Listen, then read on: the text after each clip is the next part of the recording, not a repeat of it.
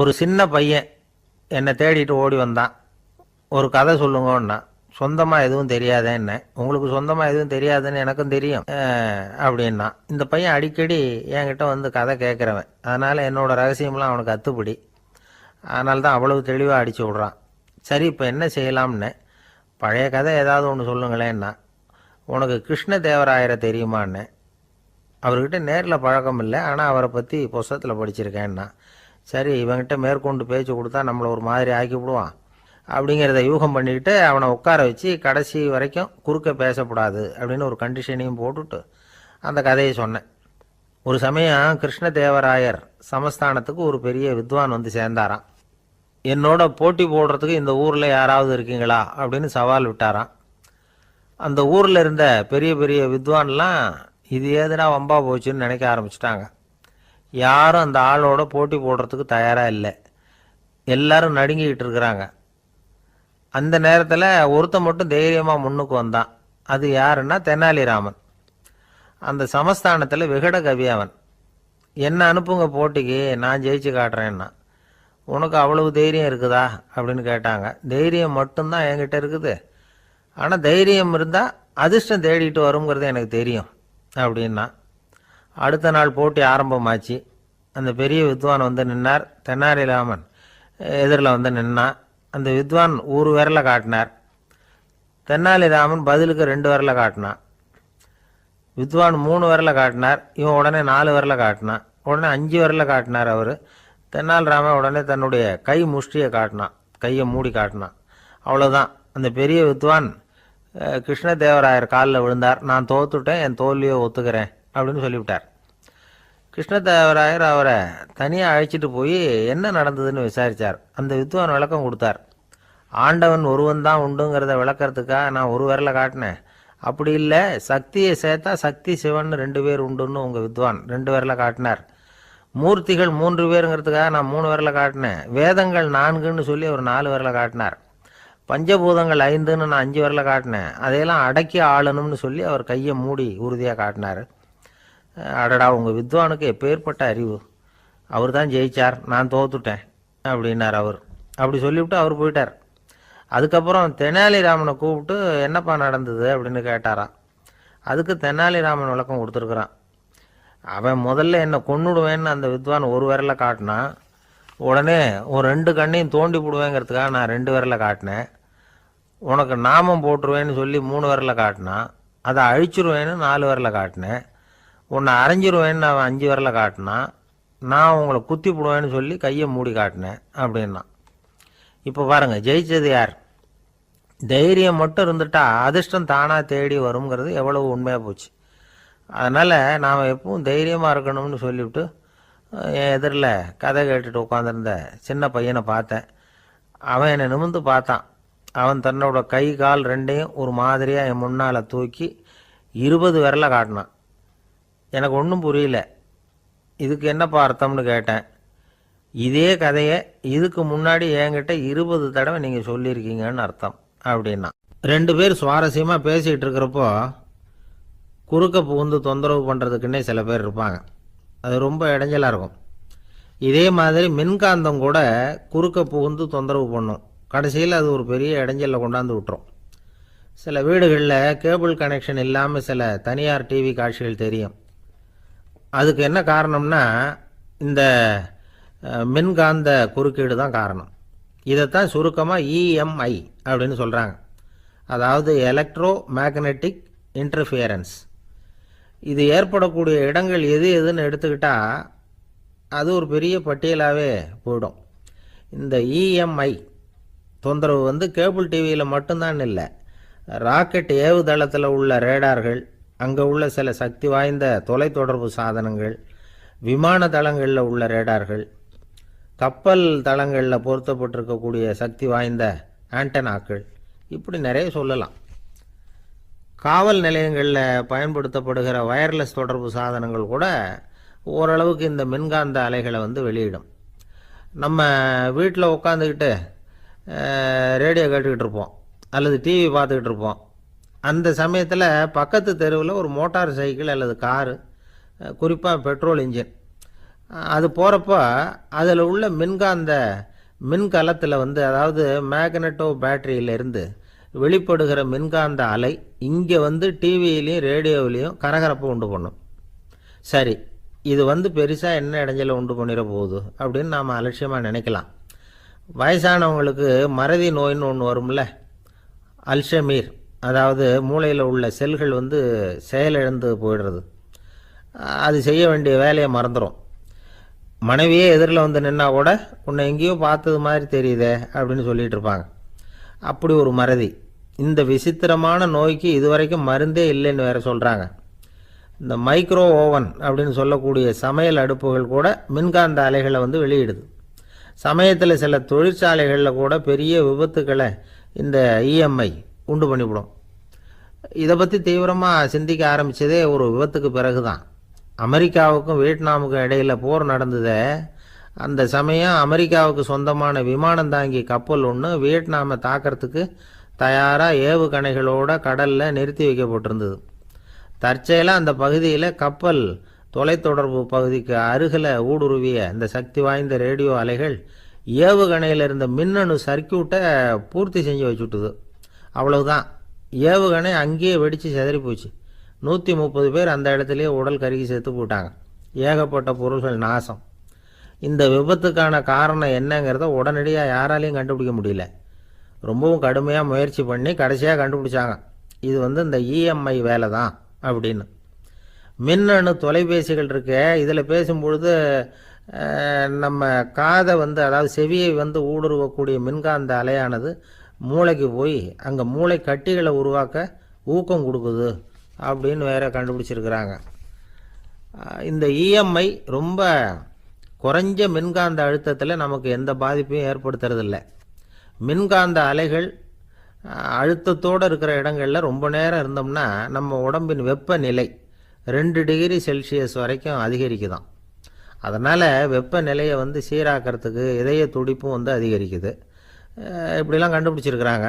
இப்போல்லாம் இந்த மின்காந்த குறுக்கீடுகளை தடுக்கிறது எப்படி அப்படின்னு விஞ்ஞானிகள் யோசனை செய்ய ஆரம்பிச்சிருக்கிறாங்க. இந்த விஷயத்தில் அலட்சியமாக இருந்தோம்னா எதிர்காலத்தில் நிறைய பேருக்கு இந்த ஞாபக மறதி நோய் வந்துடும். அப்புறம் அது ரொம்ப கஷ்டமாக போயிடும். ஒரு குடும்ப தலைவர் தன் மனைவியை பார்த்து, யார் நீ, உன்னை எங்கேயோ பார்த்தது மாதிரி இருக்குதே அப்படின்னு சொல்லிகிட்டு இருந்தார். உடனடியாக அவரை போய் பார்த்தேன். வாங்க டாக்டர்கிட்ட போகலாம் அப்படின்னு.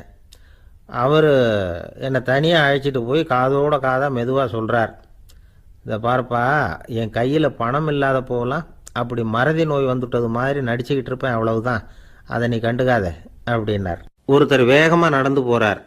கடைத்தெருவில் ஒரு ஸ்வீட்டு கடையை பார்க்குறார். உடனே சடன் பிரேக் போட்டது மாதிரி நிற்கிறார். ஒரு ஸ்வீட் வாங்கி சாப்பிட்லாமேன்னு மனசு சொல்லுது. டாக்டர் வேணாம்னு சொல்லியிருக்கிறார், உடம்புக்கு ஒத்துக்காது, அதனால் அது வேணாம்னு சொல்லுது அறிவு. இவர் மனசு சொல்கிறத கேட்கல, அறிவு சொல்கிறபடி கேட்குறார். அதனால் மறுபடியும் வேகமாக அங்கேருந்து நடந்து போயிடுறார். அவர் நல்ல மனுஷனுக்கு அறிவும் இருக்குது, உணர்ச்சியும் இருக்குது. எதுக்கு எடுத்தாலும் உணர்ச்சி வசப்பட்டுக்கிட்டு இருக்கக்கூடாது, அறிவு வசத்தில் நாம் இருக்கணும். அப்போ தான் நாம் நல்லபடியாக வாழ முடியும்.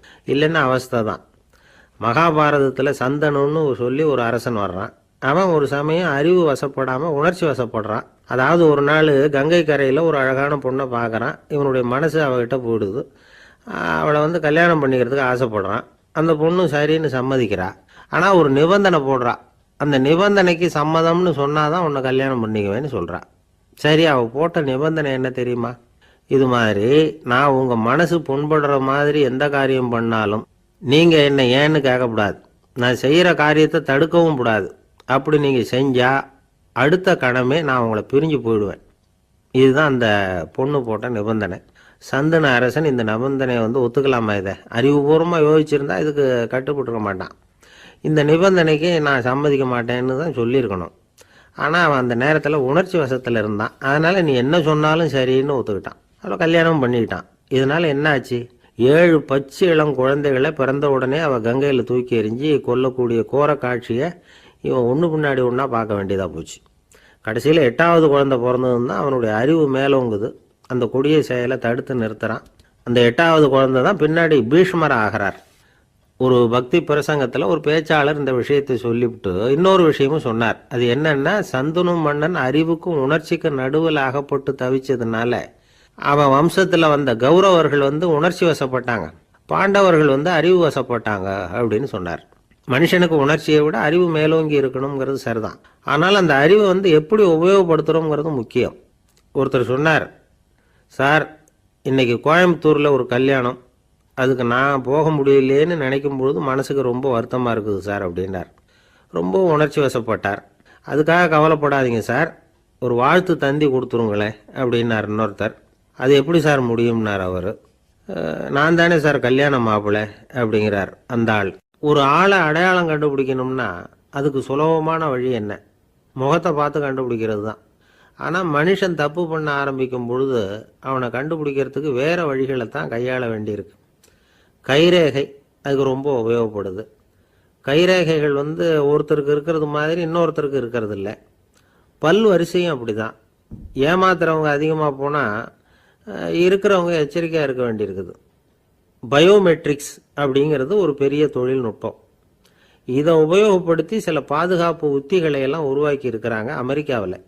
வீட்டுக்கு சொந்தக்காரர் குரல் கொடுத்தா கதவு திறக்கும், அல்லது அவர் கை வச்சா கதவு திறக்கும். மற்றவங்க யார் என்ன பண்ணாலும் கதவு திறக்காது. இது ஒரு முறை. அவரோட குரல் அல்லது கைரேகை ஒரு எலக்ட்ரானிக் சாதனத்தில் ஏற்கனவே பதிவு பண்ணப்பட்டிருக்கும். இவர் குரல் கொடுக்குறப்போ அல்லது கையை வைக்கிறப்போ அதை ஒப்பிட்டு பார்த்து சரியாக இருந்தால் கதவு திறக்கிறது மாதிரி ஒரு ஏற்பாடு. இதே மாதிரி ஒருத்தரோட விழித்திரையில் உள்ள இரத்த குழாய் அமைப்பு பாருங்கள், அது கூட ஒருத்தருக்கு இருக்கிறது மாதிரி இன்னொருத்தருக்கு இருக்கிறது இல்லை. அதனால் அதை வச்சு அடையாளம் கண்டுபிடிக்கக்கூடிய சாதனங்களும் இப்போ பழக்கத்துக்கு வந்தாச்சு. கைரேகையை ஒப்பிடுற சாதனத்தை விட விழித்திரை இரத்த குழாய் அமைப்பை அடையாளம் காணுற சாதனம் இருக்குது பாருங்கள், இது ரொம்ப நுட்பமானது. இது நம்ப தகுந்தது.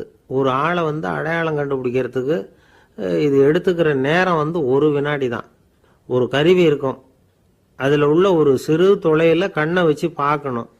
உடனே இந்த சாதனம் குறைந்த சக்தி உள்ள இந்த அக சிவப்பு ஒளியை பாய்ச்சி அவரது விழித்திரையின் இரத்த குழாயை ஆராய்ச்சி பண்ணி ஏற்கனவே அதோட நினைவு பெட்டகத்தில் பதிவு பண்ணி வச்சிருக்கிறோமே அந்த அமைப்புகளோட இதை ஒப்பிட்டு பார்த்து சரியான ஆள் தானா இல்லையா அப்படின்னு அடையாளம் காட்டிவிடும்.